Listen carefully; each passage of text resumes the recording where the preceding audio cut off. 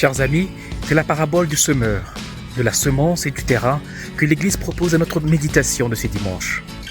En fait, l'évangile d'aujourd'hui n'a même pas besoin d'homélie, puisque le Seigneur Jésus lui-même explique très bien la signification de cette parabole. Semer, c'est croire en la vie, espérer en l'avenir, en la réalisation d'un rêve, en l'accomplissement d'un projet. C'est être patient. Semer, c'est attendre un fruit. C'est aussi accepter le risque d'un échec. Mais avant tout, c'est faire confiance. Confiance en l'existence d'une terre capable d'accueillir et de conserver la semence, mais aussi en la possibilité que la terre aride se renouvelle, se libère des pierres et des ronces pour devenir un sein fécond. C'est la confiance que le Seigneur place en nous. La semence qui est jetée dans nos cœurs est cette parole de Dieu, cette parole qui ne change pas et que Jésus a si bien résumée en un seul commandement. Aimez Dieu, aimez-vous les uns les autres, même vos ennemis. Soyez bons, soyez justes envers tous.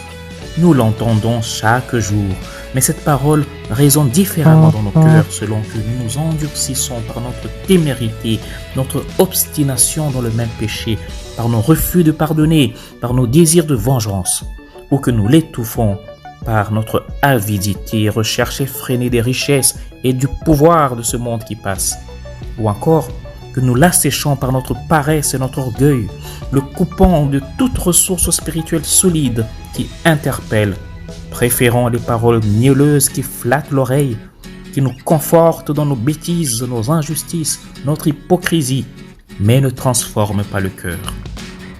Prie donc avec moi pour que le Seigneur libère nos cœurs des pierres et des ronces qui l'encombrent, et qu'il dispose nos cœurs chaque jour et toujours davantage à faire germer sa parole en nous.